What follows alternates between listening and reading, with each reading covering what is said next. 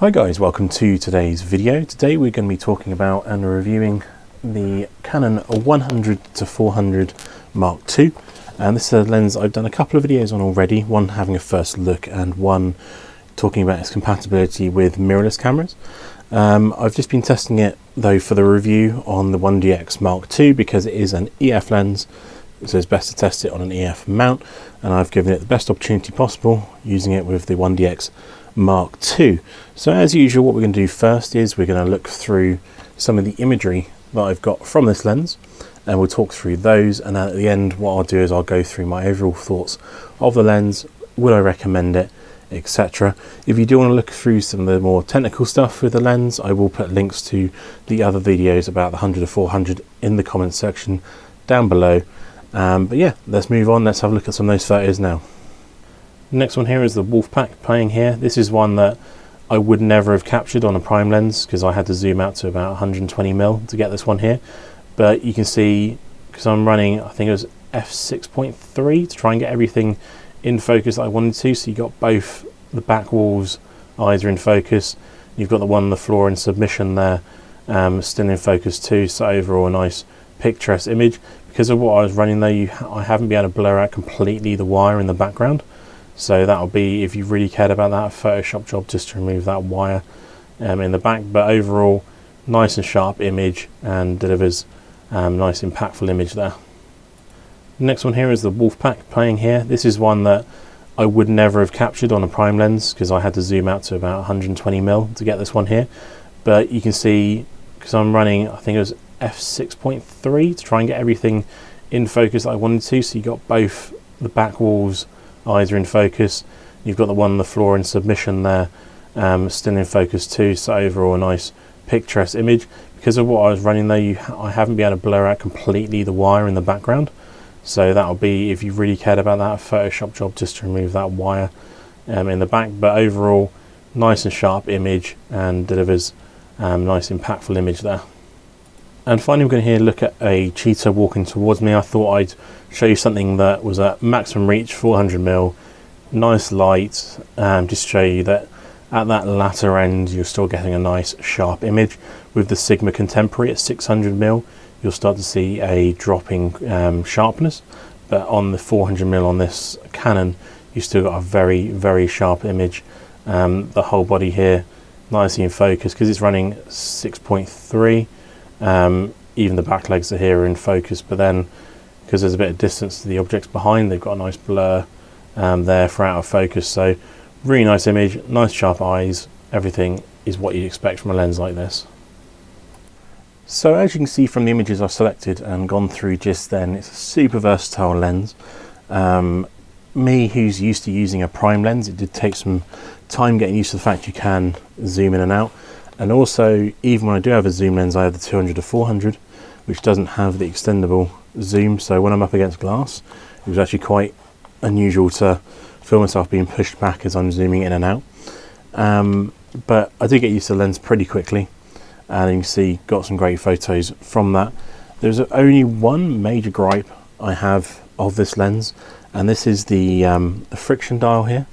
So if you have it on, this is on smooth now. You have it on smooth and you walk around and the lens will naturally creep. So when you're walking around, you really have to have it on tight and then your lens won't creep.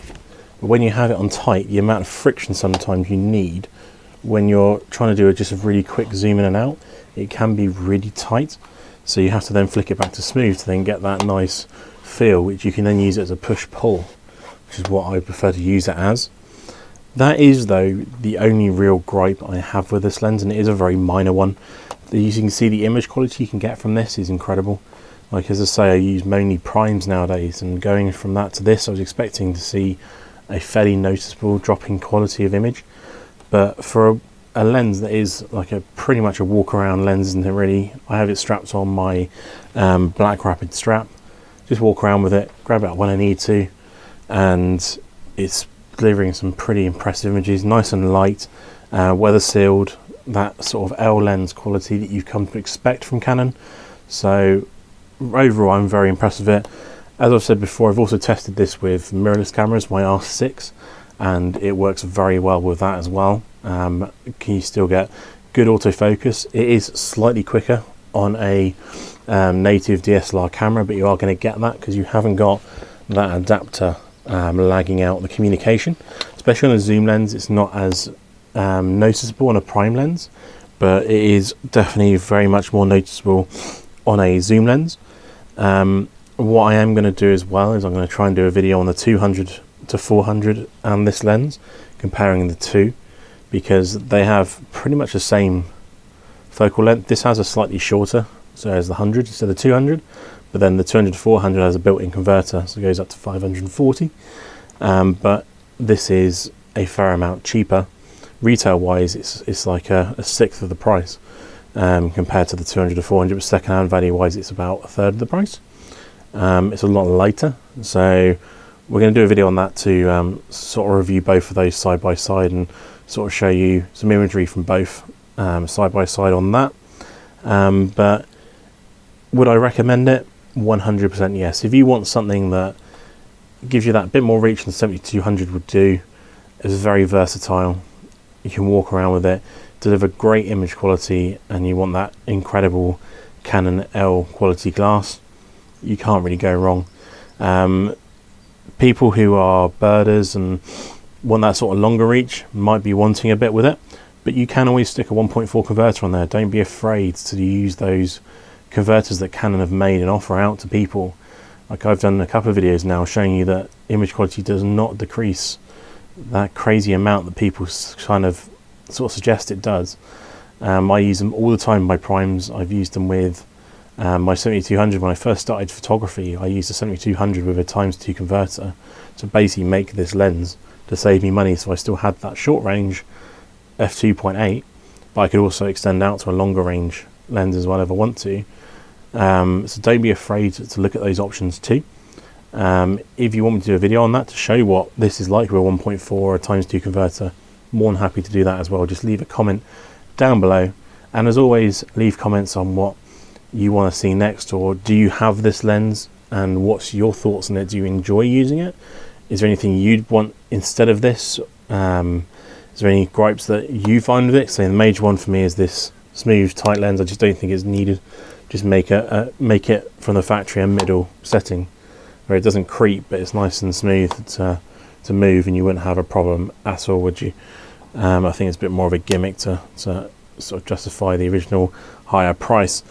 But yeah, you let me know what you think of the lens. You let me know what photos, if you want to as well, start linking down below your Instagrams and stuff, and I'm more than happy to have a look at your Instagrams, have a share, and we'll go from there. So if you like the video, please thumbs up, because that definitely helps me out. Subscribe if you haven't already, and I will catch you in the next one next week. Thanks for everyone for watching. Catch you again soon. Goodbye.